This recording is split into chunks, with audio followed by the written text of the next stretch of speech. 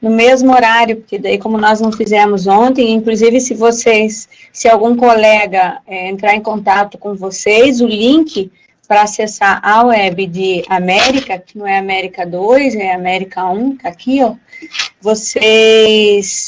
o link está disponível no fórum do AVA da disciplina de América 1. Então, vocês esperem para eles irem, né, até lá e acessar o link incorreto, ou manda o endereço da sala para os colegas, porque eu imagino que deve ter alguém lá na web do Itamar.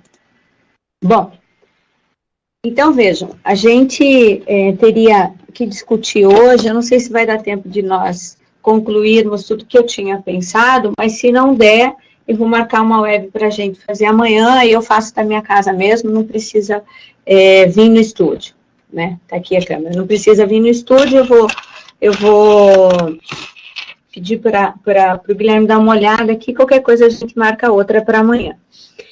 Então, eu pedi para vocês fazerem a leitura de 2 textos. Na realidade, nenhum dos dois, os dois se complementam, porque o texto do material impresso, ele é um texto, assim, bem resumido, né, bem sintético, aponta apenas para as principais ideias, então eu não vejo que qualquer dos 2 textos apresentem alguma complexidade no que diz respeito à compreensão dos temas que eles abordam.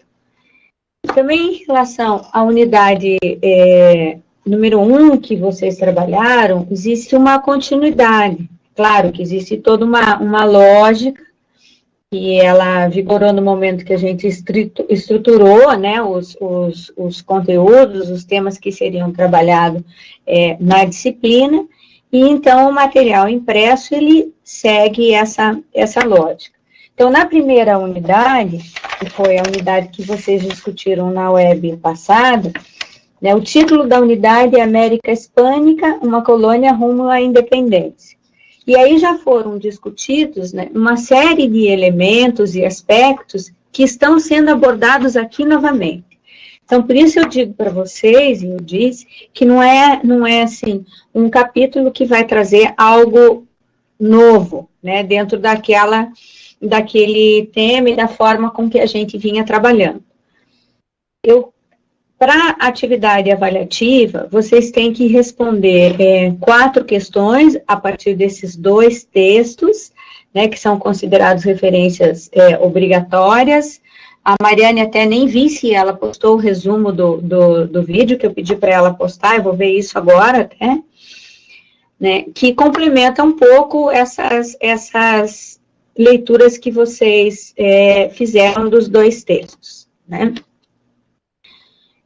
Eu fiz essa apresentação ontem e depois esqueci de revisar hoje. Então, se tiver algum problema, algum erro, eu arrumo antes de disponibilizar para vocês, tá? Eu tentei fazer um esquema para seguir tal qual o Leslie Bethel trabalha no texto, né, para evitar que a gente fique divagando e acabe perdendo, né, o fio condutor do raciocínio do autor, ou dos textos que eu pedi para vocês lerem, porque nós temos um tempo um pouco curto. Então, vocês vão ver que nessa apresentação não tem nada assim que também altere, né, ou que seja diferente dos textos que eu pedi para vocês lerem. Eu segui a lógica da construção, da forma como que o autor estrutura o texto. Então, não tem nada de diferente. Vocês podem pegar o texto, pegar o esquema de vocês, que vocês vão perceber que a lógica é a mesma. O nome do texto é Origens, acho que é Origens da Independência, né? Eu reduzi, porque ele começa, vocês viram que o capítulo não está na íntegra, né? Porque eu acho que a parte inicial a gente já trabalhou na unidade 1. Então, por isso eu disponibilizei para vocês, né, o texto de um determinado, eu não me lembro o número da página, mas eu acho que a metade do texto vocês têm disponível, que é justamente o aspecto que eu queria aprofundar um pouquinho a reflexão com vocês, que eu acho que isso é bastante importante, que já esteve presente, volto a dizer, na primeira unidade, né, mas que me parece que, como é um tema novo, né, como vocês não trabalharam ainda, não tem uma familiaridade, né, com a história da América ainda aí no século XVIII, século XIX, eu acho que vale a pena a gente reforçar e retomar. Então, já havíamos falado que, né, a partir do século XVIII, a colônia hispano-americana vai passar por um processo, né, de mudanças intituladas as reformas borbônicas. Muito bem. Essas reformas borbônicas, elas vão acontecer na Espanha e na colônia, ou seja, na América Espanhola e também na Espanha. Por isso, o autor que vocês vão trabalhar na próxima unidade, o Guerra, ele trabalha com mundo hispânico, o mundo espanhol, né, para vocês sempre terem em mente que as medidas que se adotam na colônia, elas são um resultado de um experimento realizado primeiramente na metrópole. Então, depois é que ela vem para a colônia. Por isso, nós temos por isso que depois, quando começam os movimentos de independência, que é em relação à contestação, enfim, isso nós vamos ver também na próxima unidade, a formação de uma série de grupos que estão questionando, né, a posse do trono pelo irmão do Napoleão. Então, isso vai acontecer, se formam as cortes, isso acontece na Espanha e acontece também na colônia. Então, há uma certa sintonia, né, no que diz respeito a essas mudanças políticas e econômicas. Eu não vou entrar em detalhes das alterações e das reformas que foram implementadas na Espanha, mas, porque eu acho que a gente não tem nem tempo disponível para isso, mas vocês podem encontrar facilmente em qualquer autor que trabalhe aí o século XVIII, que trabalhe com os Bourbons, vocês encontram com facilidade as análises que são realizadas a respeito das reformas borbônicas na Espanha. Mas elas são muito semelhantes, elas têm, né, em parte os mesmos objetivos, que é aumentar, né, a renda, dinamizar a atividade econômica, etc, etc. Então, existe uma semelhança, certo? Então, as reformas borbônicas, quando elas foram implementadas na América Hispânica, né, paulatinamente, claro que em períodos com mais intensidade, menos intensidade, mas a partir daí, da década de 1760, mais ou menos, né, nós temos o que se costuma denominar de desamericanizar a colônia. Ou seja, fazer com que, né, adotar uma série de estratégias fazendo com que os crioulos que antes ocupavam cargos de mando, né, ou cargos tanto no gerenciamento administrativo, no gerenciamento político, nas atividades econômicas, então que esse grupo fosse aos poucos saindo dessas instâncias decisórias e substituídos pelos espanhóis. Então, como é que esses indivíduos, né, chegam ao poder na América? Como é que eles conseguem ocupar cargos da administração, ou como é que eles se tornam juízes? Qual foi a brecha que eles encontraram para ascenderem, né, a essas posições? Então, nós temos aí a venda dos cargos públicos, que também já foi trabalhado na unidade 1, como uma fonte de arrecadação financeira da metrópole. Então, a Espanha, nesse momento, ela entra numa série de conflitos externos, são conflitos onerosos, e ela precisa aumentar a sua fonte de arrecadação. Então, entre essas medidas, eles começam a vender cargos públicos na colônia. Então, os crioulos aproveitam essa oportunidade, né, e passam a ocupar uma série de espaços considerados importantes. São juízes de audiência, eles passam a ocupar cargos na cobrança dos impostos, eles passam a ocupar cargos de mando no exército.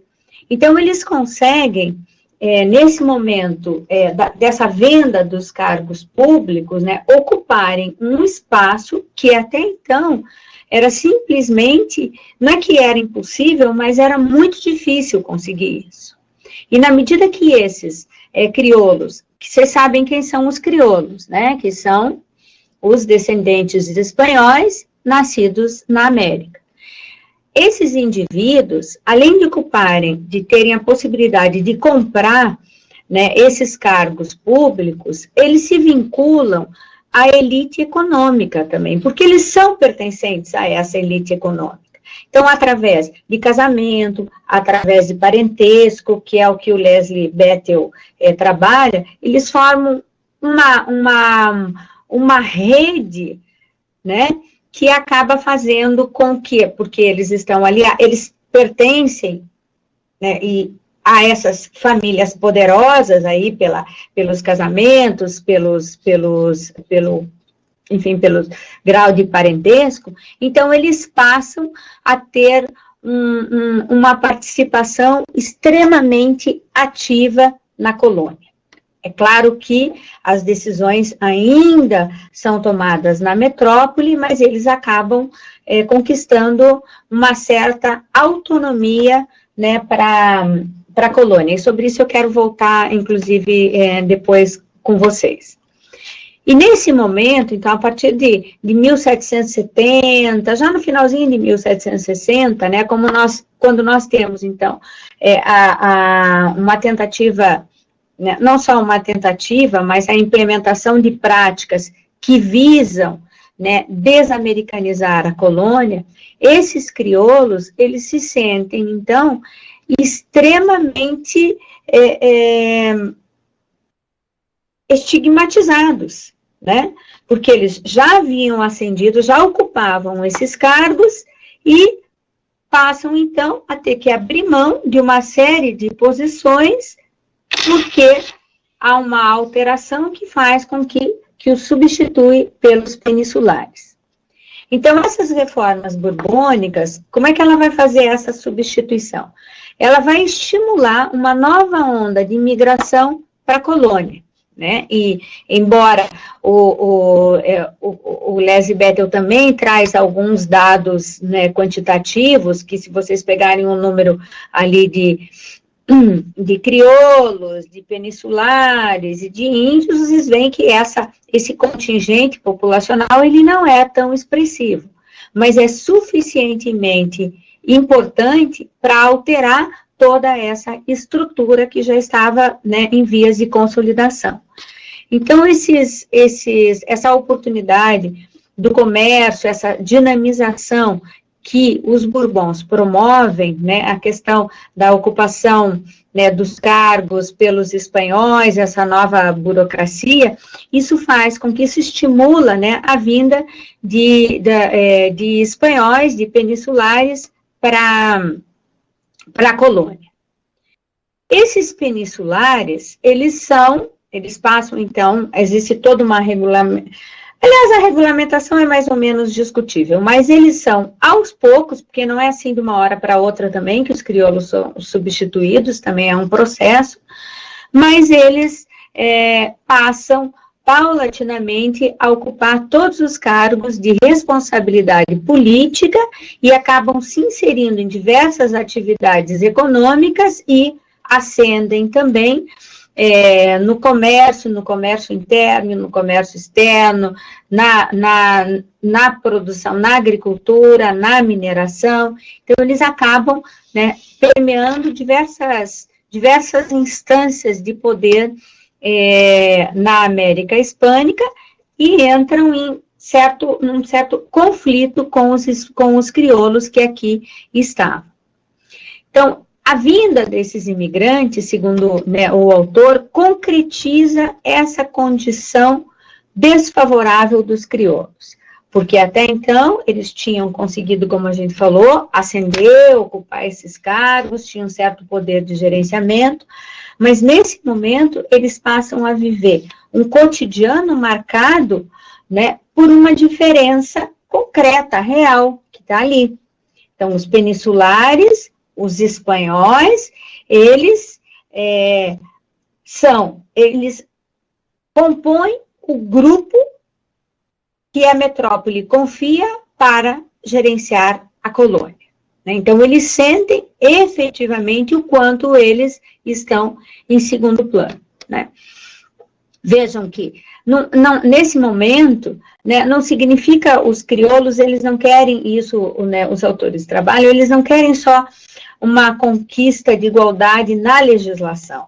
Para eles, o importante, nesse momento, né, de alteração do comércio, nesse momento de incentivo à mineração e a outras atividades produtivas, é importante que eles ocupem esses cargos para que eles possam, então, promover uma condição econômica mais favorável para as suas comunidades ou para as suas localidades. Por quê? Porque eles pertencem, eles fazem parte, eles são sujeitos também dessa atividade econômica. Por isso que ele fala num primeiro momento que esses indivíduos que ocupam, que compram os cargos e ocupam esses postos, né, nas audiências, nos cabildos, que são instâncias encarregadas aí de gerenciar a colônia, eles também pertencem a uma elite fundiária, eles pertencem à mineração.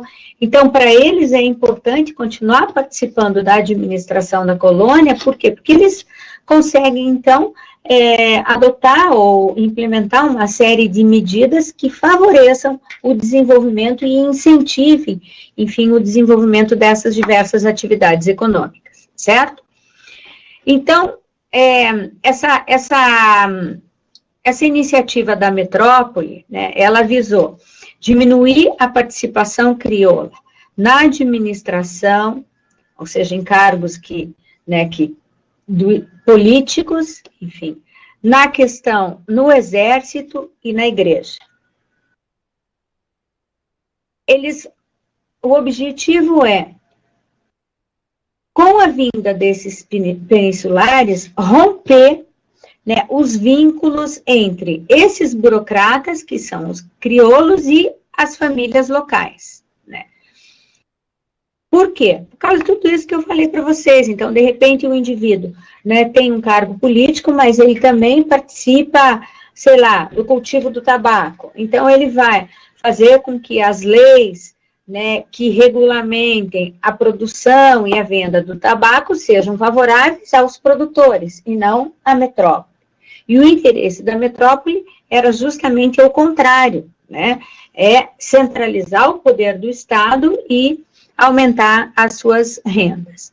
Então, o objetivo é romper esses vínculos entre a burocracia e as famílias locais, e esse rompimento se daria, então, tanto no exército, quanto nos cargos, né, do Estado, quanto na igreja. Né? Por que como na igreja? Porque na igreja, né, eles acabam implementando também uma alteração em que, a partir desse momento, né, os indivíduos vinculados à igreja eram nomeados diretamente pela metrópole. E isso vai causar também uma série de conflitos, mas, né, dentro daquela lógica metropolitana, né, é algo assim que perfeitamente se adapta aos propósitos, certo? Isso faz com que rompa uma prática causa um rompimento de uma prática tradicional que vigorava na colônia, né? Que é a negociação com a burocracia, né? Todas porque nós vamos ter os crioulos ocupando cargos, né?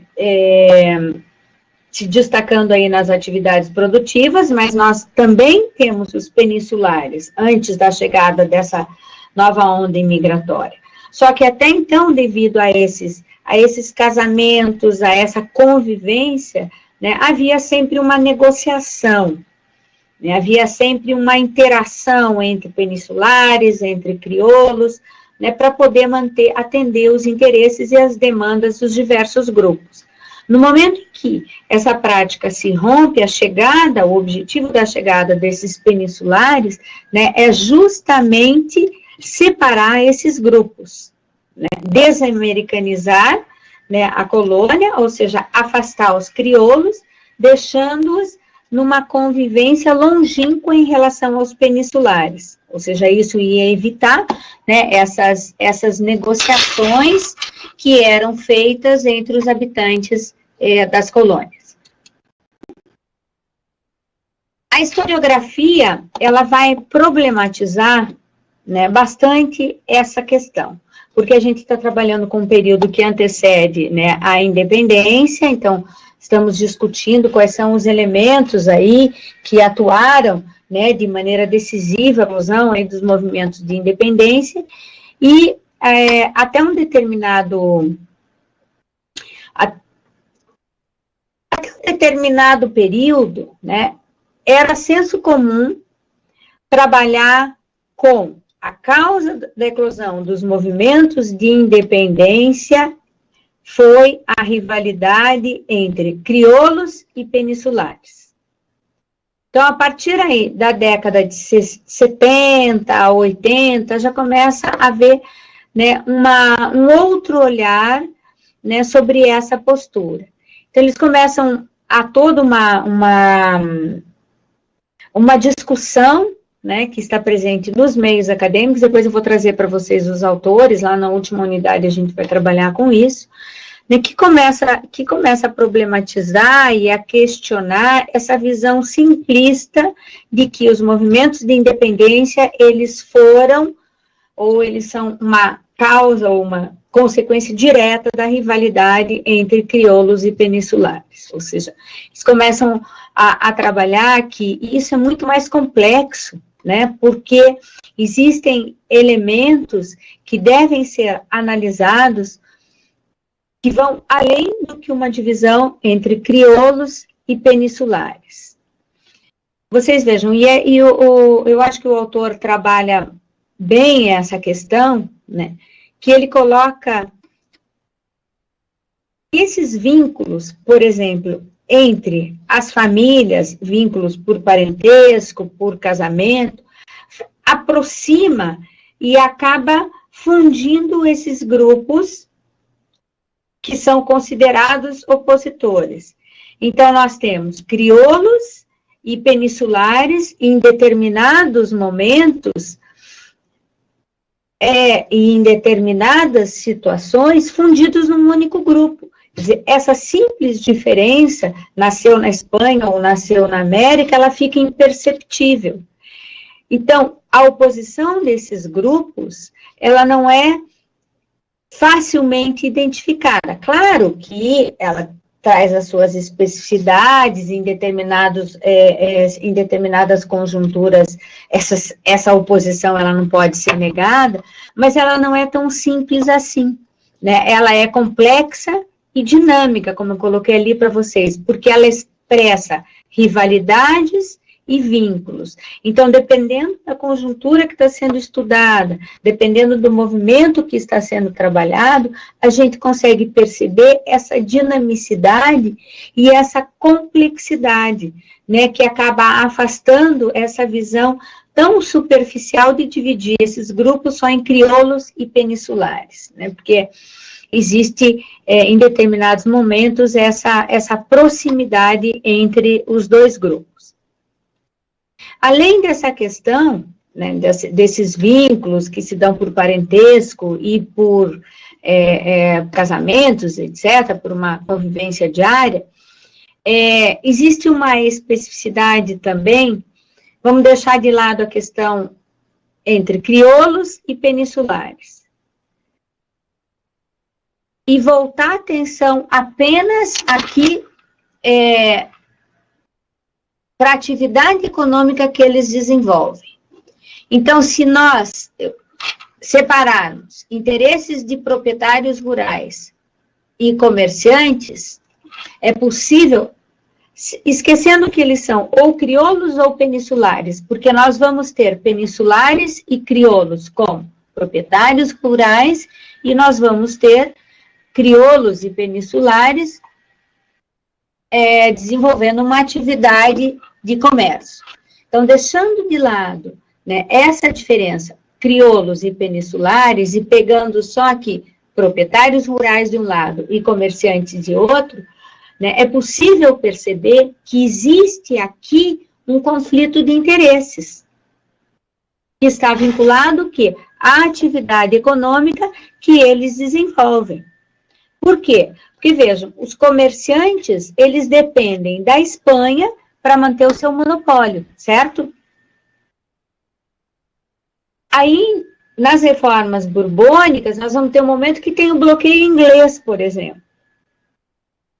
Quando nós temos o bloqueio inglês, há toda uma pressão por parte de alguns grupos de se comercializar com os países neutros. No entanto, outros não são favoráveis. Não são favoráveis a abrir o comércio para os países neutros. Quem são esses outros? São esses comerciantes.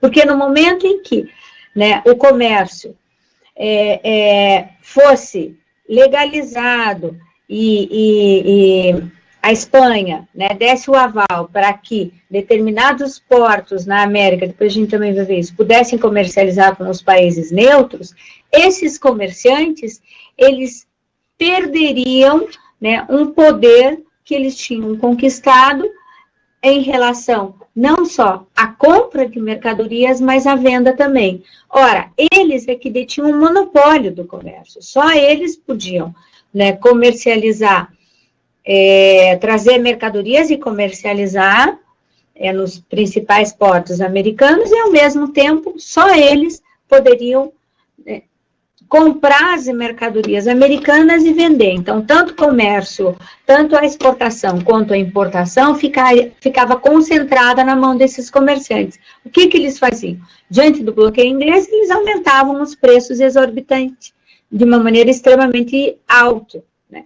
Então, isso não era favorável aos proprietários rurais. Por quê? Porque no momento em que eles, os comerciantes diziam, olha, nós vamos pagar pelo, sei lá, pelo quilo do tabaco, que não é por quilo, né?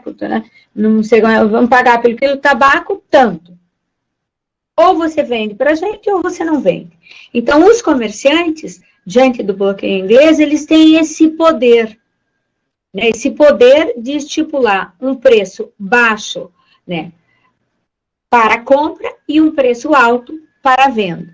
Então, esse antagonismo, esse conflito de interesses é extremamente significativo. E, a partir desse conflito de interesses, nós vamos ter uma série de movimentos que eclodem aqui na América Hispânica, que são movimentos importantes que eu não vou tratar.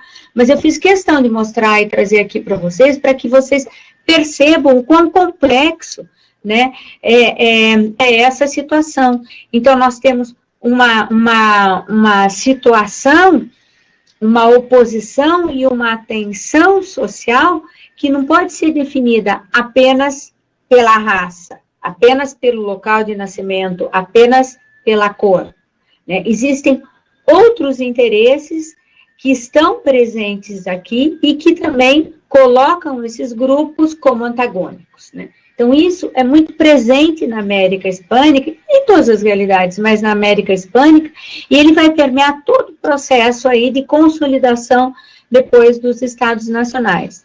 Porque vocês vão ver que, em alguns textos, as únicas expressões utilizadas e que aparece de uma maneira assim muito clara, né, como elementos definidores para a eclosão dos movimentos de independência, é a oposição entre crioulos e peninsulares.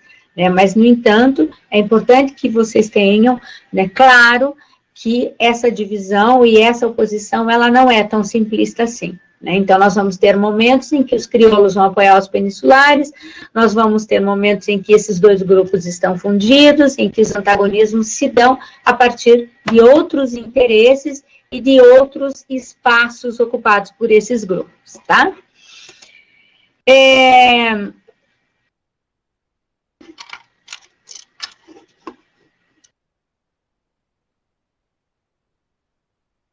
Isso também a Simone já falou na web passada, né, que dentre essas reformas borbônicas, né, os Bourbons, eles procuraram, né, implementar ou facilitar uma mobilidade social. Então, a questão das castas, ela é muito importante na América Hispânica, ela vai, inclusive, eu acho que ali no material impresso tem uma gravura que ela fala muito por si só, basta olhar ali, a gente consegue, né, visualizar, né, o quanto essa sociedade era, né, extremamente dividida. Então, a partir do momento que a metrópole percebe, né, que há um aumento, né, demográfico das castas, dos pardos, dos negros livres, dos mulatos, eles implementam algumas iniciativas que tendem a promover uma mobilidade social, certo? E essas iniciativas, elas não são aceitas pelos brancos. E isso é importante porque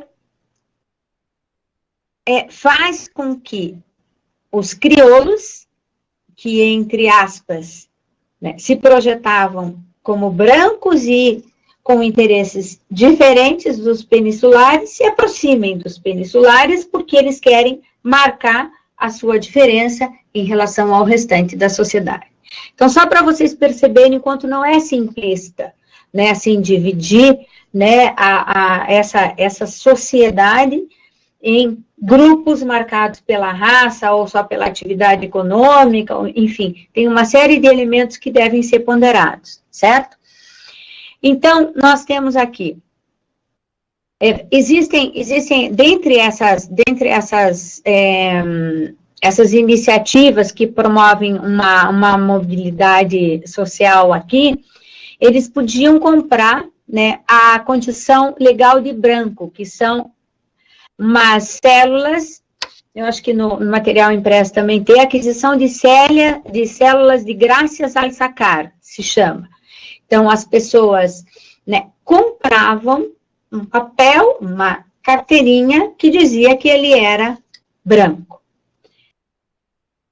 E aí, com isso, né, os pardos, por exemplo, eles eram dispensados da condição de infame, ou a condição de pardo em si, e podiam participar, receber educação, eles podiam se casar com brancos, que era proibido, não significava que não acontecesse, mas poderiam concorrer aos cargos aí, públicos, né, para ingressar no sacerdócio, aos cargos menores, a gente não está falando de cargos que tivessem um poder de mando de fato, né? Então, por que os Bourbons pensaram isso? Justamente para diminuir essa linha divisória entre os brancos e as castas, né, diminuindo um pouco o poder dos crioulos, tá? É claro que isso não se estende aos índios e aos negros, era algo que visava, né, proporcionar uma melhoria nas condições dos pardos, dos mestiços, dos mulatos.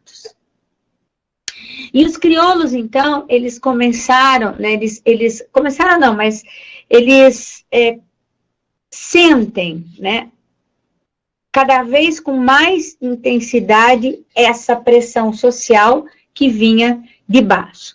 Eu coloquei ali para vocês, para ver se ilustra um pouquinho, e isso o autor também está no texto, ele coloca assim, que os peninsulares eram vistos como brancos puros, mesmo que eles fossem imigrantes pobres, porque junto com esses imigrantes que conseguem ascender, né, que conseguem ocupar cargos importantes, cargos políticos importantes, que conseguem adquirir propriedades ou participar do comércio, nós temos os brancos pobres, né, que vêm da Espanha, não conseguem, né, se adaptar ou crescer, né, em nenhuma atividade e também, né, ficam assim às margens, né, dessa sociedade ou desse status que era dado aos peninsulares.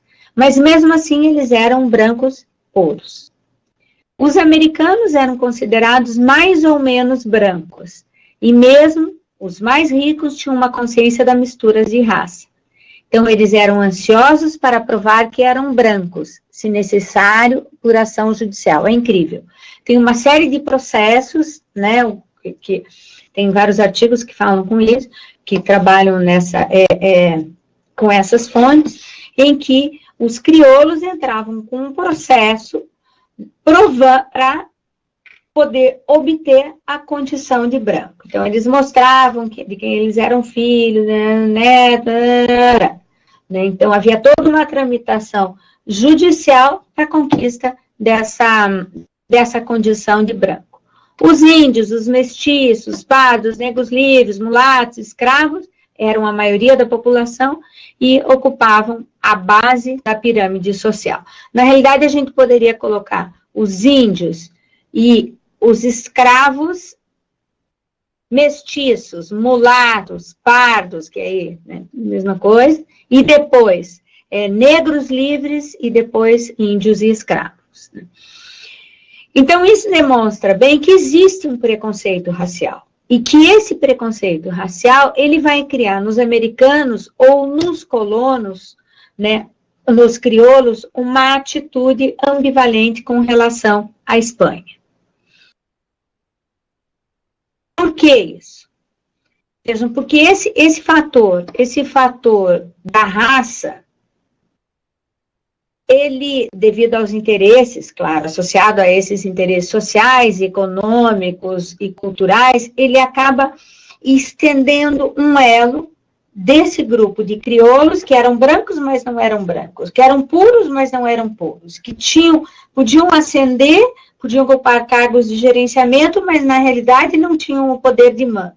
Então, toda essa situação, né, promove nesses crioulos uma certa, que o autor chama aqui, atitude ambivalente. Porque quando eclodem também vocês vão ver aqui os movimentos de contestação, as alterações dos Bourbons, não está colocado desde um primeiro momento a intenção de romper com a metrópole. Não. Isso vai se construindo e vai ficando claro no decorrer do processo. Né? E na realidade, começa a aparecer com mais intensidade só no século XIX, quando nós temos ali a invasão, né, de Napoleão Bonaparte. Mas antes disso, é algo muito incipiente, eram movimentos isolados, né, justamente porque os crioulos não tinham ainda, né, se sentiam a necessidade de manter o vínculo com a Espanha, porque eles tinham um interesse também em manter os seus privilégios. E havia toda uma pressão social que vinha dos índios, dos mestiços, dos negros, dos mulatos, que colocavam essa situação em risco.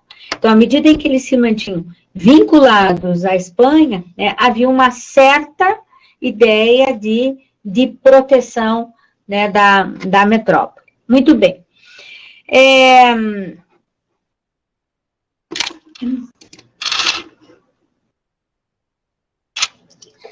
Essa resistência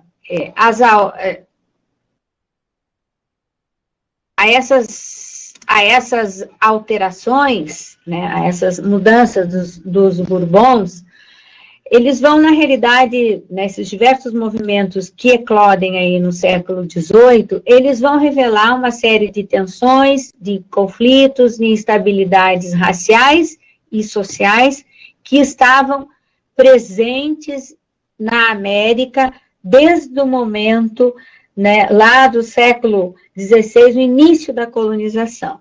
Então, não são conflitos que se formam aí no decorrer do século XVIII, devido às reformas borbônicas, ao contrário, é algo que está enraizado nessa sociedade, mas que nesse momento eles se potencializam e conseguem ver um canal, né, para a exteriorização dessas tensões. Nós temos, o autor cita ali o movimento, né, dos comuneiros no Paraguai, da rebelião na Venezuela, da revolta de Quito, e depois ele chega no movimento dos comuneiros em Nova Granada, em 1781. Todos esses movimentos indicam ou dão, já demonstram, embora também de uma forma bastante tênue, que está a formação de uma consciência regional. Por que comuneiros, né? Essa expressão, ela vem da Espanha, né? Porque em Castela, lá no século XIII, em Castela, nós temos a elaboração de um documento que se chamam as 7 partidas. Aqui para vocês. Né, as 7 partidas. O que são esse documento? Esse documento é uma espécie de um código jurídico, né, que foi criado pelo reino de Castela, e que contém leis que foram, não só, é um código jurídico, é um código moral, né, todo um corpo normativo, que acaba sendo colocado, né, em voga primeiramente em Castela, depois se estende para a Espanha, e transplantado posteriormente, né, para a América. Então, esse documento, vejam, é do século XIII, as 7 partidas é do século XIII. E se trabalha muito nesse documento, numa das partidas, com o princípio pró-comum, né, ou o direito do comum. Ou seja, o monarca, né, resumindo aqui, o monarca, ele deveria colocar, em primeiro lugar, que é o momento de formação desses dados, em primeiro lugar, o interesse público, em detrimento do interesse privado. Então, o interesse do comum. A lei deveria ser a mesma para todos. Então, a palavra comuneiros, ela vem, né, ela se origina aí, né, nesses documentos ou nessa prática que é adotada na própria Espanha, em Castela. Então, esse movimento pró-comum, ele vai acontecer, nós temos os comuneiros, o movimento dos comuneiros na Espanha, que vai acontecer em 1520 e poucos, é um movimento também bastante expressivo, eles vão se intitular enquanto os comuns, e daí a expressão comuneiro, e por isso que, então, ela é transplantada para a América. Ela se refere ao homem comum, né? ao respeito do direito do homem comum, ao respeito ao público. E é interessante essa discussão, embora esse conjunto de leis, né, ele seja substituído posteriormente, mas é interessante. É um pouco, eu não sei se a Mariane lembra, né, que você, na palestra da unidade anterior, né, quando a professora fala do justnaturalismo, não sei se você lembra disso, mas ela trabalha muito com essa questão, né, com essa autonomia que as diversas instâncias têm, as diversas localidades, as corporações, né, esse respeito à autonomia das corporações, ele vem daí, ele vem desse corpo de leis, né, que o monarca, ele tem que respeitar esta autonomia, ele tem que respeitar o direito dessas corporações, desses corpos, né, que vêm da Idade Média. E justamente nas reformas borbônicas, o objetivo é romper com esse respeito, é romper com essa descentralização que estava impregnada nessa sociedade, que fazia parte dessa sociedade. Então, essas 7 partidas, o documento está disponível na internet, ele é extremamente interessante, porque é um documento do século XIII, né, mas ele já aponta aí para a importância de que o monarca respeite o interesse do comum, ou seja, da sociedade, das comunidades, em primeiro lugar. Esse é o dever do monarca, né? Então, ele já digamos que antecipa um pouquinho aquilo que vem posteriormente com o absolutismo e contesta. Então, a denominação comuneiros vem daí. Então, acontece na Espanha, depois nós vamos ter uma série de movimentos na América e que se identificam enquanto os comuneiros. O autor trabalha, né, embora ele cite esses outros movimentos aqui, ele vai trabalhar com um pouco mais de detalhes, né, um pouco mais vai se estender um pouquinho mais na análise do movimento dos comuneiros em Nova Granada.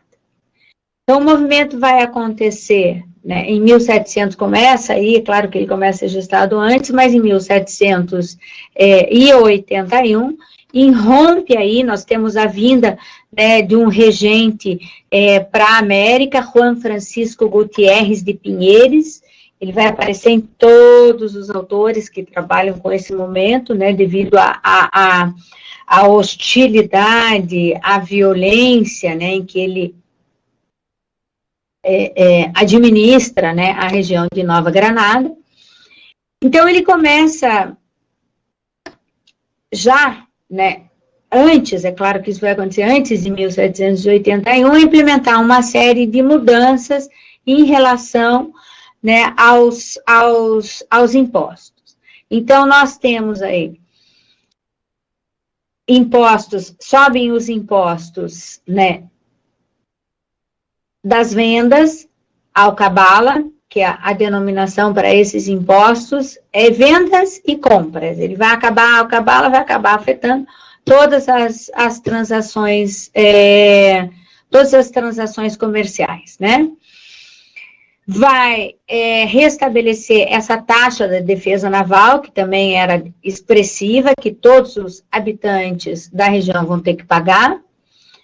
O monopólio do fumo e das bebidas alcoólicas. Então, o que significa monopólio do fumo e das bebidas alcoólicas? A metrópole passa a controlar a produção e a comercialização desses produtos. E aí, uma medida que também vai causar, né, um descontentamento expressivo aí, que vai abalar economicamente o vice-reino de Nova Granada, é restringir o cultivo de fumo àquelas regiões ou aquelas áreas que produziam fumo de boa qualidade. Porque nós vamos ter, à medida que esse produto começa a ser bem comercializado, que há uma demanda para o fumo, né, há um aumento da produção. E isso faz com que, à medida que eu oferto mais produto no mercado, a tendência do preço é cair. Então, o objetivo é reduzir, né, essa área do cultivo de fumo. Então, só podem continuar cultivando fumo, né, aquelas propriedades em que o fumo é considerado de boa qualidade. Para os demais, fica proibido o cultivo desse produto. E todas essas medidas, né, elas vão né, impulsionar a eclosão de um movimento, né, um movimento que é considerado bastante violento, que vai centralizar, então, os focos, né, onde eles, os focos iniciais do movimento é na região de Socorro e na região de San Gil. Eu acho que eu tenho uma, aqui, ó, mapinha para, a gente já volta,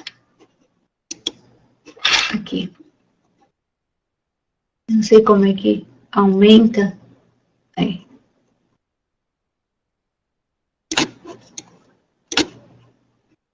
Vejam, Socorro e São Gil. Então, o movimento eclode, né, nessa região, que é conhecida aqui como a região de Santander.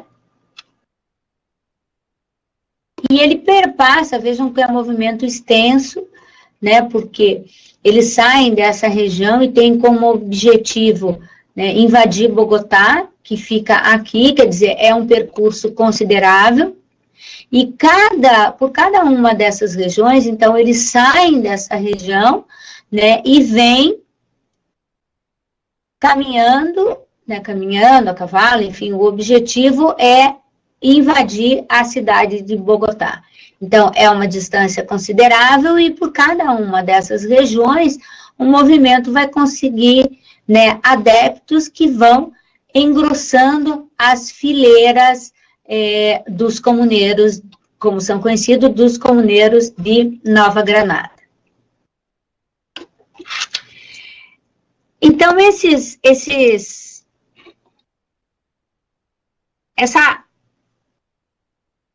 movimento de resistência, né, ele adquire proporções, assim como o de Tupac Amaru, que estavam fora daquela previsão de qualquer movimento de resistência, porque eles, né, assumem essa característica de uma certa, de atitudes violentas, eles simplesmente não pagam os impostos, eles vão expulsar as autoridades espanholas de cargos de mando, eles vão queimar, né, os depósitos de mercadoria, enfim, é uma atitude, assim, que vai causando, né, um certo receio, tanto nos participantes, quanto nas comunidades que estão ao redor e onde os movimentos eclodem.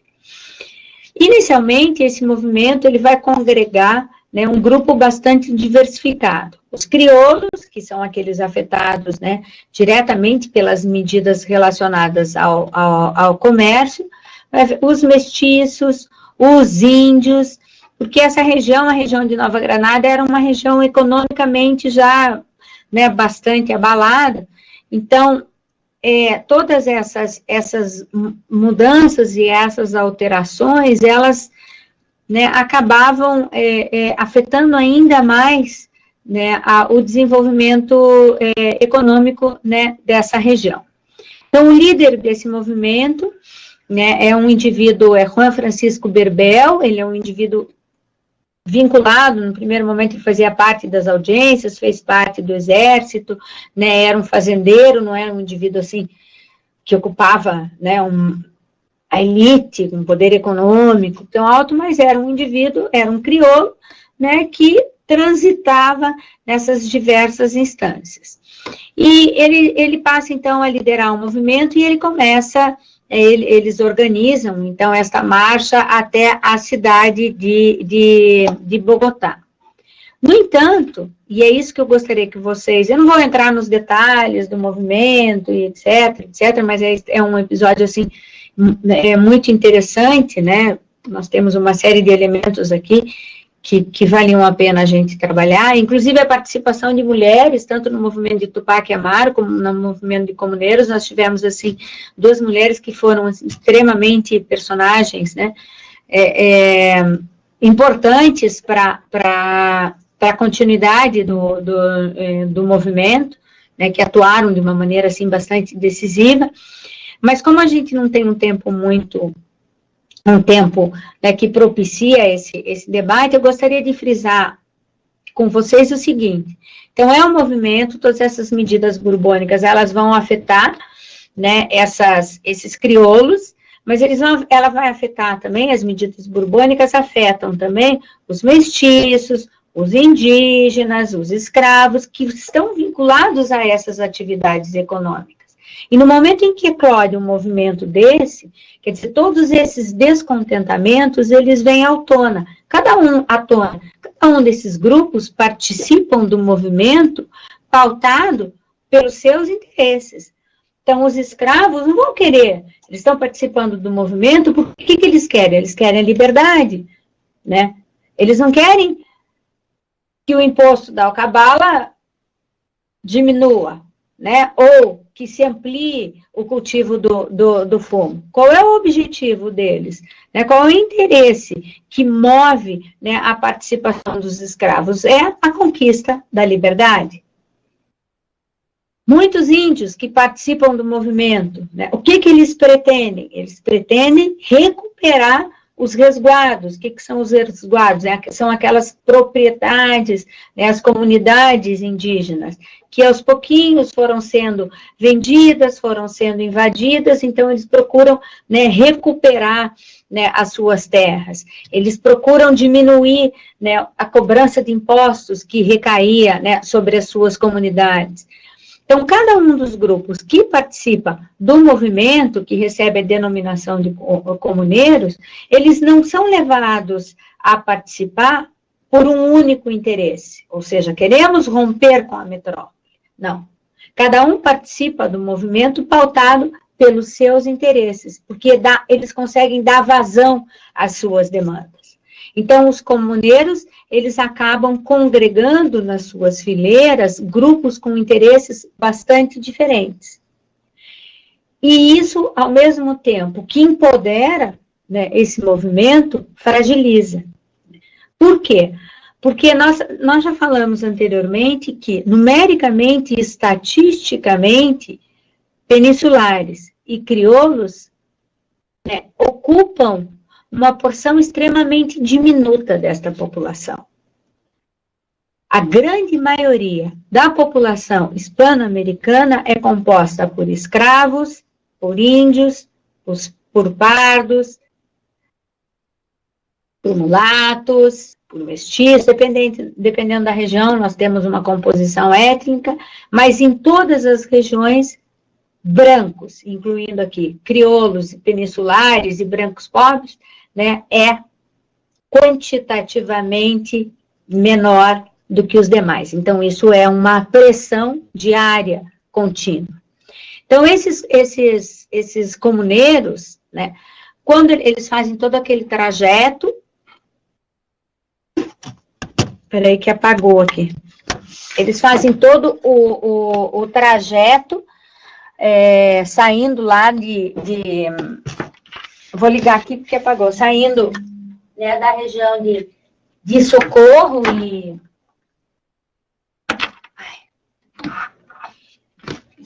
Dormiu meu pé e apagou o computador. Vou acompanhar por aqui. Saindo da região de Socorro e San Gil, e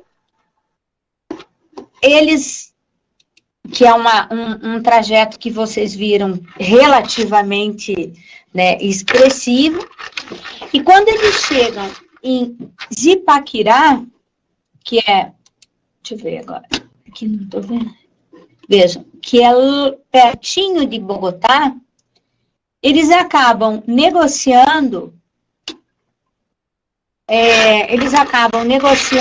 então, com os peninsulares, com o exército e com a igreja.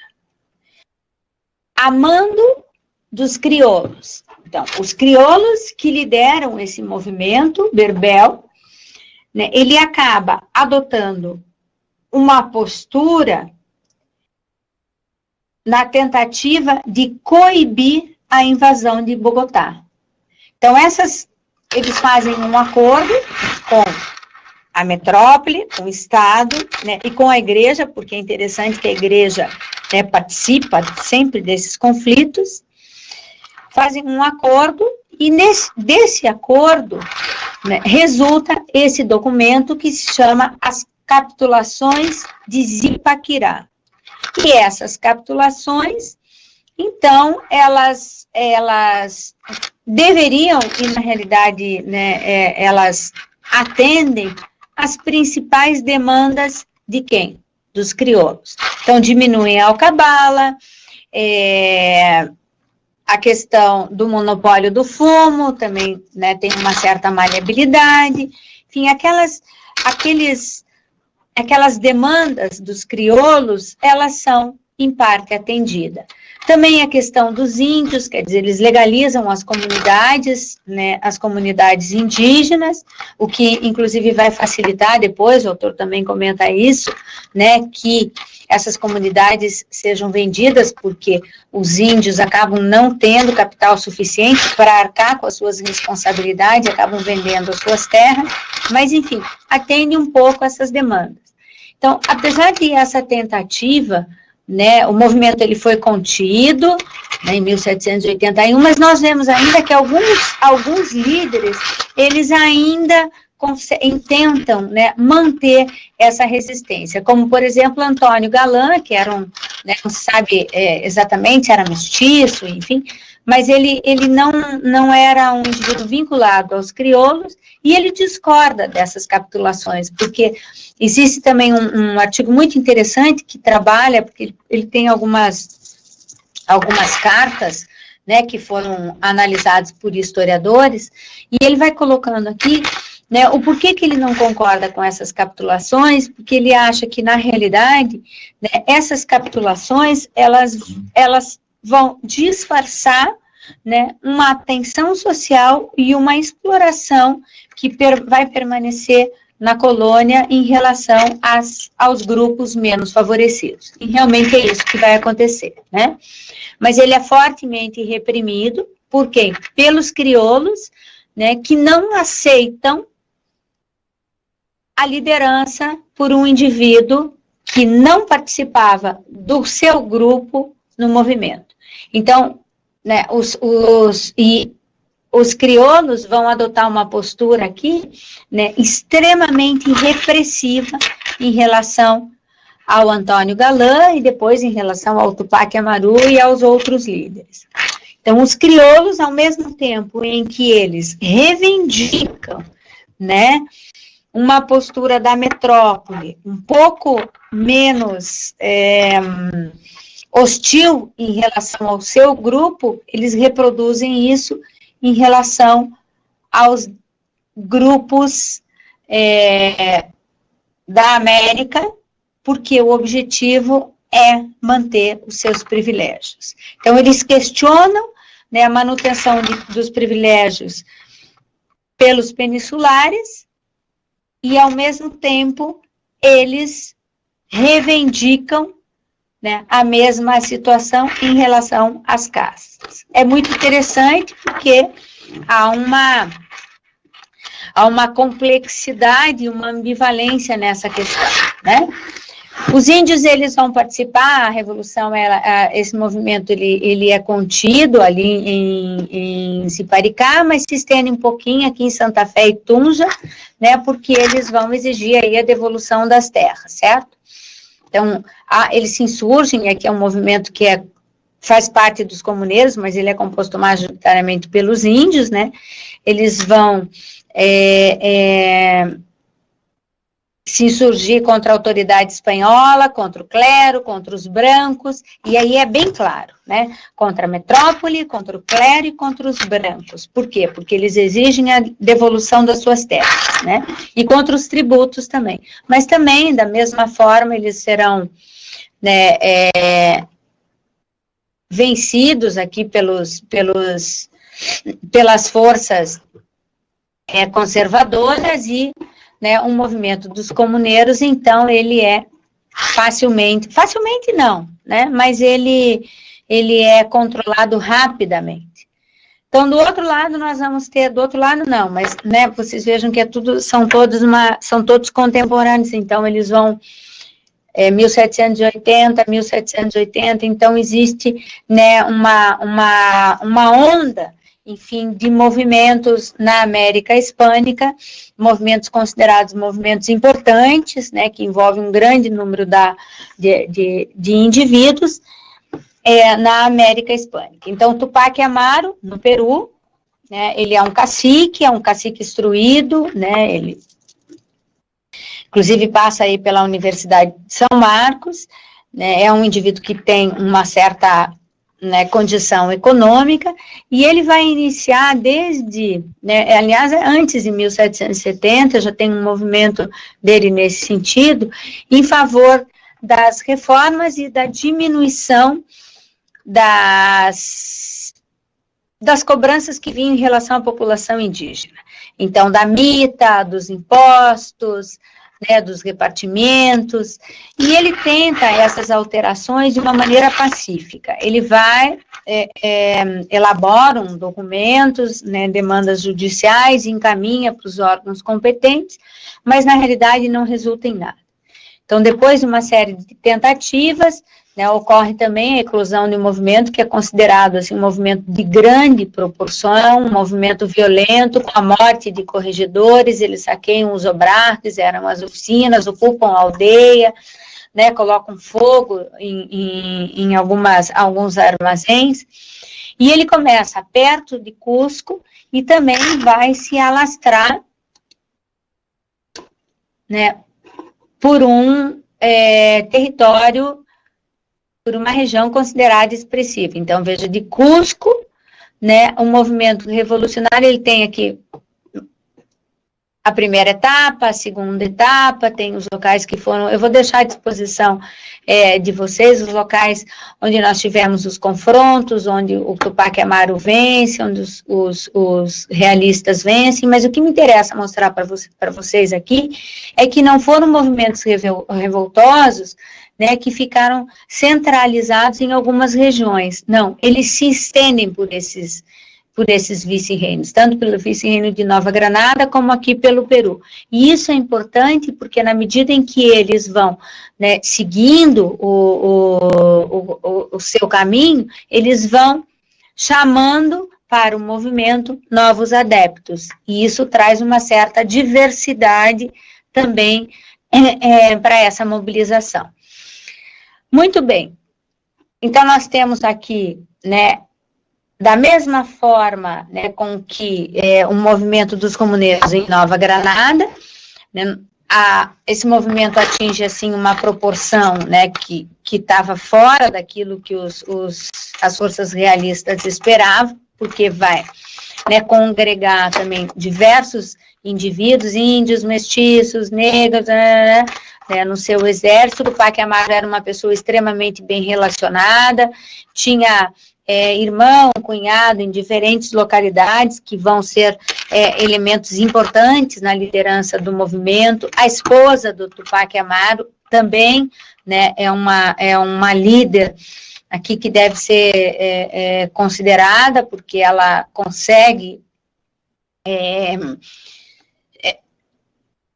eu acho que tem um desenho, não sei se foi um desenho, né, a respeito dela, eu vou ver se está lá disponível, mas ela é uma figura, assim, extremamente importante no movimento enquanto uma liderança, né?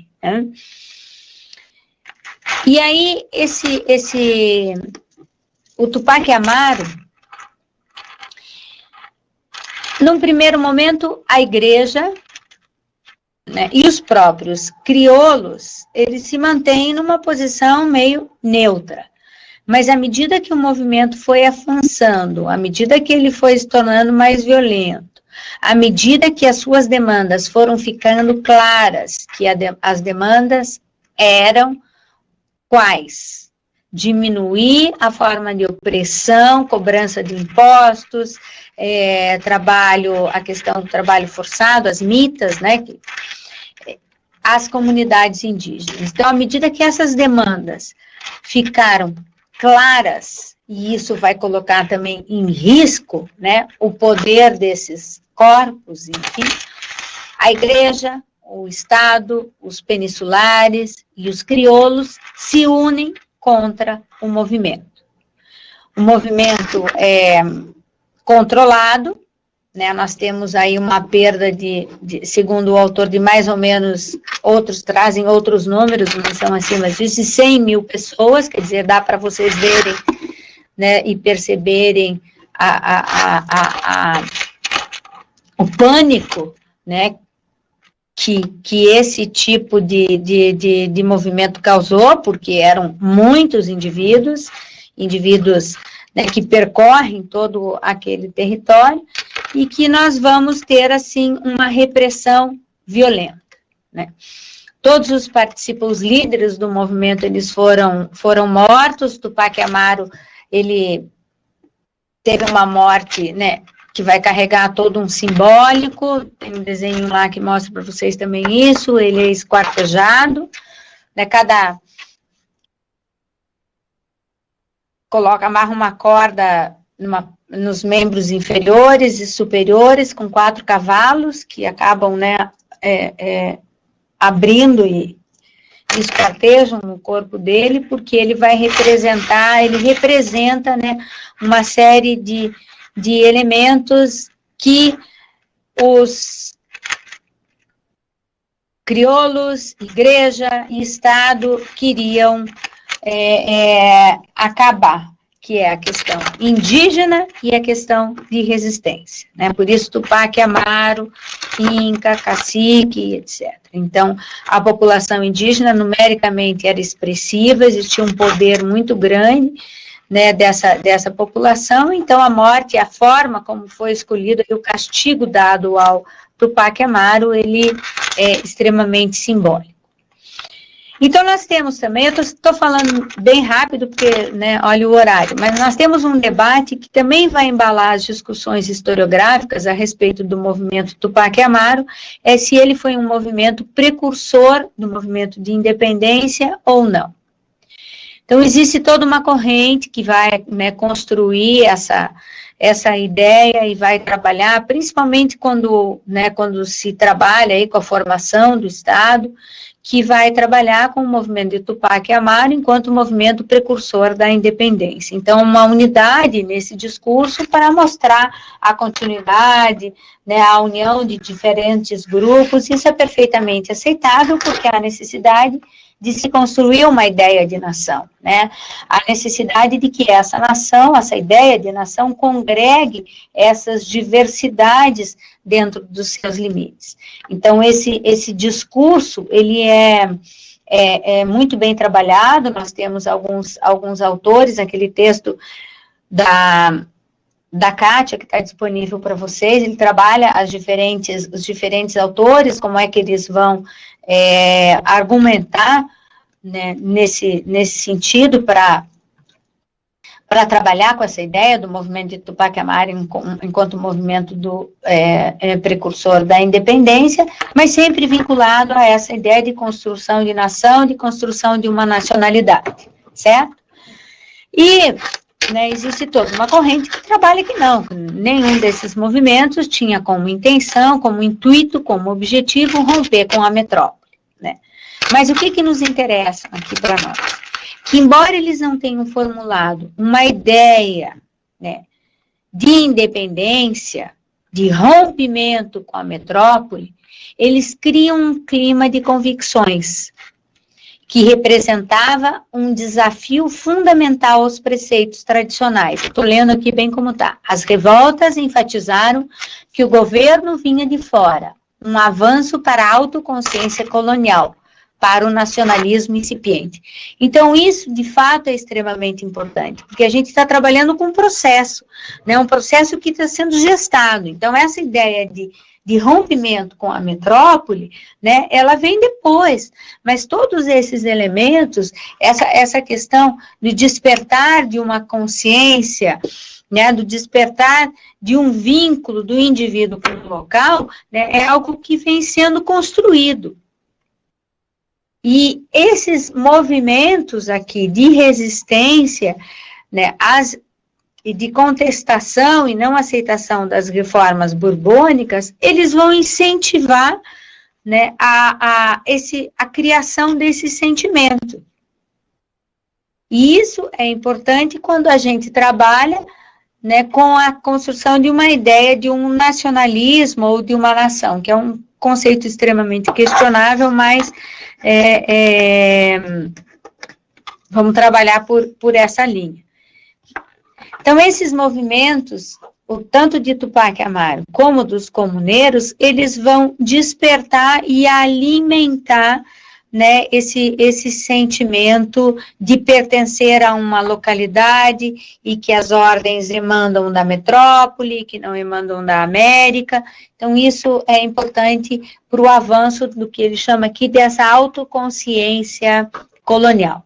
Então, tanto nesse movimento tanto no movimento de Tupac Amaru, como no movimento dos comuneiros, e isso é importante para vocês pensarem o que foi proposto ali na avaliação, né, nós temos a participação desses grupos de uma maneira muito dinâmica, né, então nós temos crioulos, índios, mestiços, o próprio movimento de Tupac Amaru, né, que era um cacique índio, ele não consegue congregar de uma forma homogênea todos os indígenas ou todos os caciques. Muitos desses caciques se aliaram aos espanhóis e foram contra o movimento de Tupac Amaru, né? Então, essa complexidade que abala a sociedade hispano-americana, ela está presente nesses movimentos.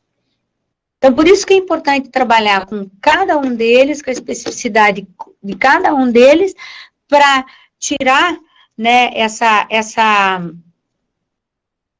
essa superficialidade que envolve algumas análises, colocando só crioulos contra peninsulares. Não, os interesses aí eram múltiplos, né? E por isso a dificuldade é um dos elementos que dificulta extremamente a consolidação dos estados nacionais. Então, na própria Venezuela, que é o filme que você tem um filme disponível na próxima unidade, do Francisco Miranda, vocês vão ver isso. Então, a Venezuela é uma realidade extremamente interessante, porque nós vamos ter na Venezuela os crioulos que compõem uma aristocracia, né, que são os crioulos mais antigos, que são os mantuanos, que eles se colocam contra os crioulos mais novos. Mas contra, que eu digo de uma maneira assim, são eles que vão promover a substituição dos cargos, inclusive o pai do Francisco Miranda, aí, que ocupava um cargo no exército, é substituído. Então, esse grupo, que é um grupo dos crioulos, que é conhecido como mantuanos, eles, se vocês olharem só pelo título, são crioulos, vocês os colocariam dentro, enquanto uma categoria, vocês os colocariam dentro de um determinado, como dentro de um determinado, na caixinha, assim, né? São crioulos, então o comportamento deles é assim, assim, assim, assim. Não, né? Isso não vai acontecer na América Hispânica, né? Essa rigidez, essa uniformidade de comportamento, ela não vai aparecer. Então, em cada um desses movimentos, quanto dos comuneiros, quanto do Tupac Amaru, né, a participação desses grupos vai ser uma participação extremamente dinâmica e complexa. Eu estou preocupada por causa do tempo, né? Então, eu queria ver, a gente até pode marcar uma outra web sobre esse assunto, se vocês quiserem, né? Eu vou ver aqui se o computador funciona de casa, e quem sabe a gente marque para amanhã ou para domingo, quem quiser participar, pode participar. Mas eu fico à disposição de vocês, não sei se querem fazer alguma pergunta, alguma colocação. O texto depois vai trabalhar, né, com a questão da Revolução dos Estados Unidos, com a independência dos Estados Unidos, com a Revolução Francesa, de que forma esses movimentos influenciaram ou chegaram até a América, que é importante também, né, porque os hispano-americanos, eles vão se sentir muito mais atraídos e simpatizantes com o movimento de independência das colônias inglesas, ou seja, com o movimento de independência dos Estados Unidos da América, do que com a Revolução Francesa, né? Por quê? Porque a Revolução Francesa, ela vai assumir, não que os Estados Unidos não, a independência dos Estados Unidos não tenha sido violenta, as pessoas não tenham morrido, ao contrário, né? Mas a Revolução Francesa, ela vai assumir um caráter, assim, né, um pouco mais violento, tem a questão da igualdade, fraternidade, liberdade, e esses aspectos influenciaram, porque os colonos, né, os crioulos, os intelectuais liam, né, os iluministas, nós vamos chegar a Rousseau, Diderot, D'Alembert, os enciclopedistas todos, mas sempre, né, adaptam a sua realidade. Então, a Revolução Francesa, né, ela é vista com um pouco mais de distanciamento do que a Revolução Norte-Americana, ela é utilizada como um exemplo.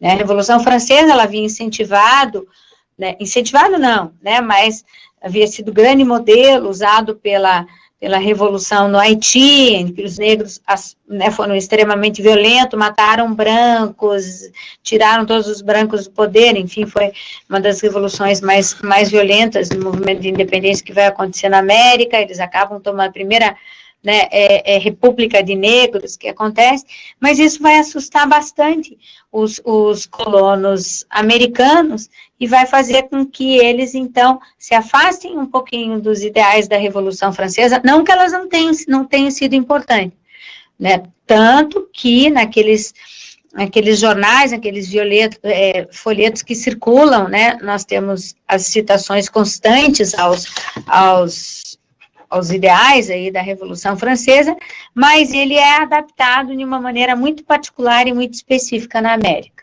né, pelos crioulos.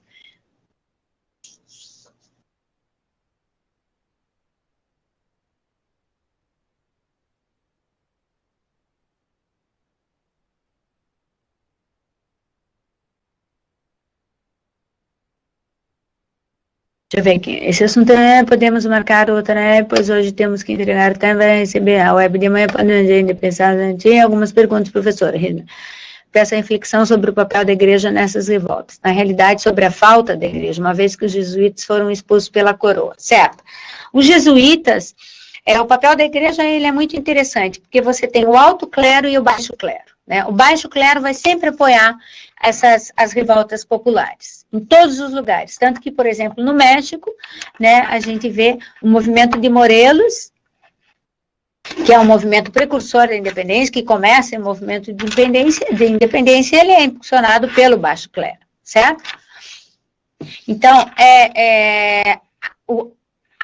o alto clero, ele vai sempre para o lado do Estado e contra esses movimentos revolucionários. Por quê? Porque aí tem todo um jogo, né, de abalo do poder também. Porque a igreja, ela é uma forma de opressão, né? O alto clero exerce uma forma de opressão em relação ao baixo clero e às classes populares. Todos esses impostos, todas essas medidas adotadas pelo Estado, né, recebiam o apoio e o aval da igreja, do alto clero, ao contrário do baixo clero, porque onde estava o baixo clero? O baixo clero, ele estava lá, né, no interior, nas comunidades, vivendo a realidade das populações indígenas. Inclusive, por isso também os jesuítas foram expulsos, né, porque eles se manifestavam contra a maneira como os peninsulares ou alguns crioulos tratavam os indígenas. Eles propuseram uma série de medidas judiciais, né, na região das Missões contra o tratamento que os indígenas receberam por parte dos peninsulares ou por parte dos crioulos. Então, houve toda uma pressão, né, por parte desses grupos para a expulsão dos jesuítas. Alguns autores trabalham muito que os jesuítas tinham uma certa autonomia e que não tinham uma vinculação com o Estado, e por isso que nesse momento de desamericanizar, né, a colônia, eles foram um alvo, porque eles colocavam em dúvida, em, né, discussão o poder do Estado. Outros já apontam mais por essa iniciativa que eles tomaram, né, tomavam contra os peninsulares e contra a maneira como os indígenas eram tratados e pelos recursos econômicos que eles dispunham. Mas você vai ver constantemente, inclusive depois, né, tanto que quando a gente veja, quando se trabalha com né, as ideias da Revolução Francesa ou do Iluminismo, o anticlericalismo é um elemento que está presente. E, no entanto, na América Hispânica, né, o Estado, ele, em nenhum momento, né, ele, claro, ele tenta reduzir um pouquinho o poder da igreja, mas não, o Estado espanhol é um Estado católico, né? Então ele vai trabalhar com essas ideias iluministas a partir de uma certa realidade, né? Ele vai adaptar os seus interesses. Então, na colônia, a igreja, o alto clero, ele vai apoiar os espanhóis, e inclusive no momento do movimento de independência, em diversos momentos, o alto clero se coloca contra o movimento não, durante todo o movimento, contra o movimento de rompimento, né? Só o baixo clero é que se vai se colocar, então, favorável às demandas vindas das classes populares.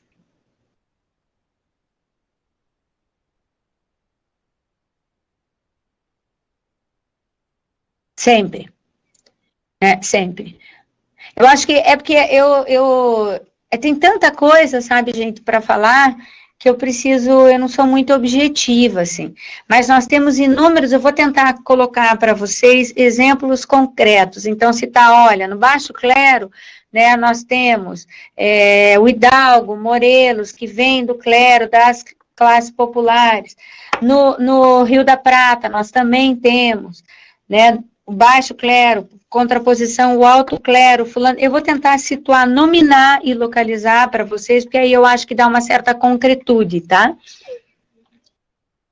Tem o filme do Tupac Amaru, Rosineide, eu acho interessante esse filminho, porque, na medida do possível, em vez de ver a novela, né, ou ver um filme hollywoodiano, vocês façam um esforço e assistam esses filmes. É claro que as críticas acadêmicas, a gente não vai ter oportunidade para debater, mas eles aproximam o contexto, né, do que vocês estão trabalhando.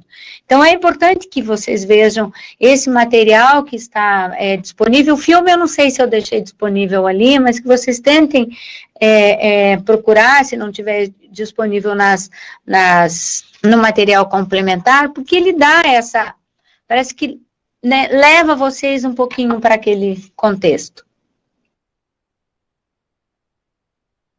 Então, eu vou fazer assim.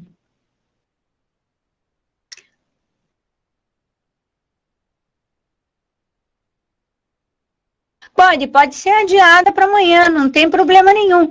Mas eu queria sempre que vocês desvinculassem, né, as webs da atividade. Mas eu não tem problema, eu já pensei ontem mesmo, quando eu mudei a data da web, eu pensei em mudar. Mas a gente pode fazer para amanhã.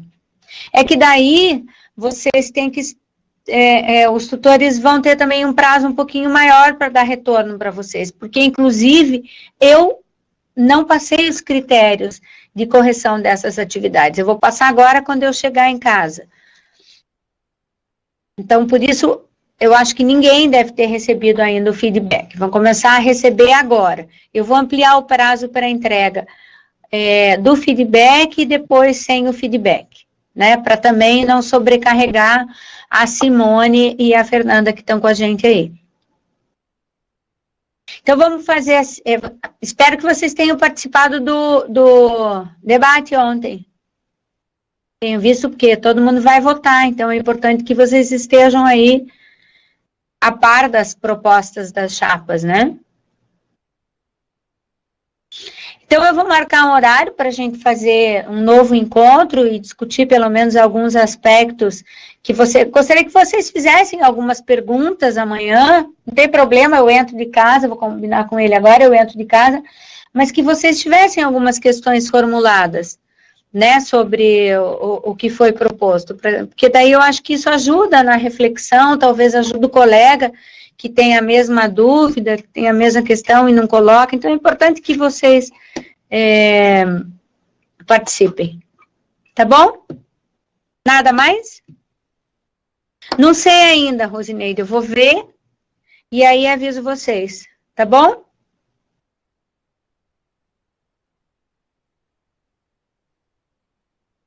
Certo, então.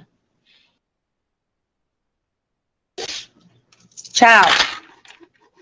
Eu ia dizer bom final de semana, mas não dá. Boa sexta. Tá bom? Separe algumas questões para amanhã. Tchau. Boa noite.